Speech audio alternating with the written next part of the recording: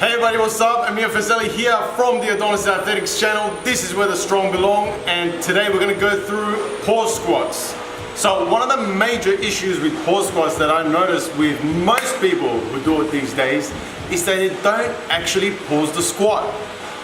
The problem is you are not going to get the results that you want from the exercise, and you're spending all that time doing it. So I guess what I'm going to do is try and explain why we do pauses in movements like the pause squat, pause deadlift, the extra long pauses in bench press and things like that. So if you've been prescribed pause squats, then it's likely because your coach is trying to get you to produce and generate more force at the point where you are the weakest, where you are beginning to leak power. Not at the point that you're the slowest, but at the point where things are starting to slow down. And so what the exercise tries to do is it's trying to get you to be able to generate force from that point.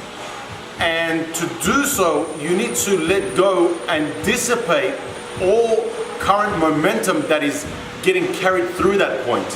So if you're doing a pause squat and you're not quite pausing long enough, then you're just not going to get the same benefits that you want to get. It's not about it being easy or you fulfilling your ego or anything like that.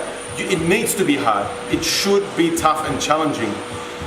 And if it's too hard, then drop the weight. But make sure you are pausing. Otherwise, you're just not going to get the effect, the result that you need. And it's one of those exercises where it can be a little bit sort of subjective because you're oftentimes just doing it by yourself. There's nobody to give you that feedback, like was that long enough, was that too short, whatever. Whereas if it's like, for example, a touch and go bench press, well, you touched it and you came back up, you fulfilled the requirements. If it's a normal squat, you got down, you hit depth, you came back up, you fulfilled the requirements. But when a program, for example, indicates you need to do a 2-count pause squat, make sure you're actually resting and pausing for 2 counts and holding tight in the hold, because that's what's going to ultimately make the difference between you getting the same results or maybe just a little bit of a better result and proper PBs and PRs and progression. So don't just half-ass the pause. Make sure you're actually pausing in the bottom, lose momentum.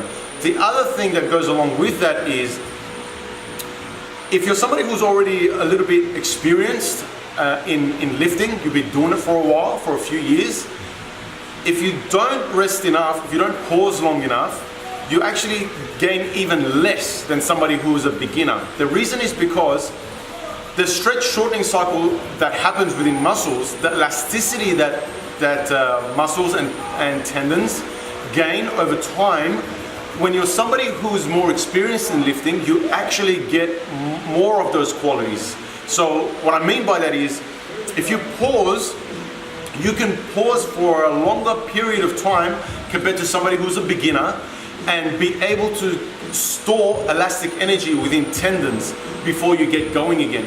So that's very important to consider. If you rush the pause and you're somebody who's already experienced in terms of lifting, you actually still get a fair bit of stretch shortening cycle going on.